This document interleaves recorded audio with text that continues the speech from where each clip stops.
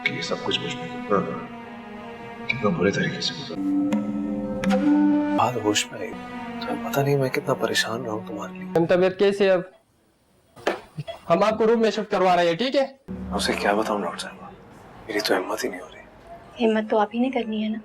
दोस्तों drama serial कभी मैं कभी तुम, जिसमें आप लोग देखने वाले ये ड्रामा बहुत ही इंटरेस्टिंग बन चुका है। यहाँ पर मुस्तफ़ा को तो बहुत अफसोस होगा जब उसे पता चलेगा कि उसका बच्चा अब इस दुनिया में नहीं रहा, क्योंकि शजीना इतनी स्ट्रेस और बीमार होती है कि वो अपना बच्चा ही खो देती है। लेकिन फ़िलहाल शजीना को तो पता ही नहीं होता क्योंकि वो बेहोश होगी।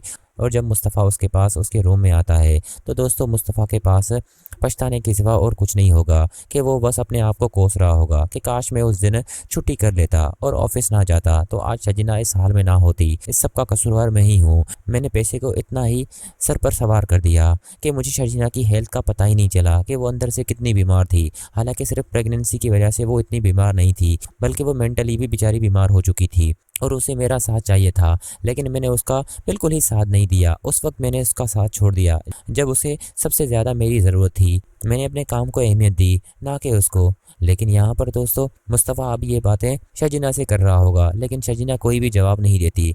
शजीना को तो इल्म ही नहीं होता कि उसकी दुनिया ही उजड़ गई। वो मुस्तफ़ा को इस बात के लिए कभी माफ़ नहीं करेगी। वहीं अगले सीन में दोस्तों डॉक्टर भी मुस्तफ़ा को शजीना की हेल्थ के बारे में बताते हैं कि शजीना की हालत बहुत क्रिटिकल है। हमने बॉडी से जहर तो ख़त्म कर दिया है, लेकिन शजीना के हेल्थ के लिए बस आप दुआ करें। यहाँ पर दोस्तों मुस्तफ़ा और परेशान हो जाता है कि अगर शजीना को कुछ हो गया तो मैं अपने आप को कभी माफ़ नहीं कर पाऊँगा। वहीं अगले सीन में दोस्तों मुस्तफ़ा के सास ससुर भी मुस्तफ़ा पर काफ़ी गुस्सा करते हैं।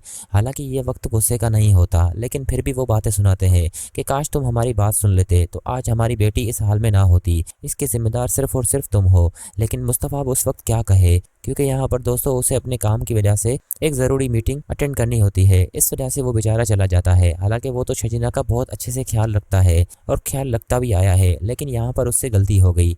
वहीं अगले सीन में दोस्तों आप ये भी देखेंगे कि मुस्तफ़ा के वालिदैन भी काफ़ी पछता रहे होंगे कि अपने अदील पर भरोसा करके ज़िंदगी की बहुत बड़ी गलती कर ली। हमने अपना घर भी बिकवा दिया, साथ ही साथ रोबाब के सामने बेइज्जत भी हो गए। और अपने अदील बेटे को इस तरह की हरकतें देखकर हम अपने आप को कभी माफ़ नहीं कर पाएंगे। हमने कभी नहीं सोचा था कि हमारी परवरिश में ये खोट होगी और हमारा बेटा इस तरह से हमसे धोखा करेगा, क्योंकि यहाँ पर शगुफ्ता को तो पहले ही पता था कि दिल किस तरह का इंसान है। वो एक लालची इंसान है, उसे पहले पता चल चुका था। लेकिन इफ्तिखार अंकल को बाद में पता चलेगा तो बेचारा टूट जाता है।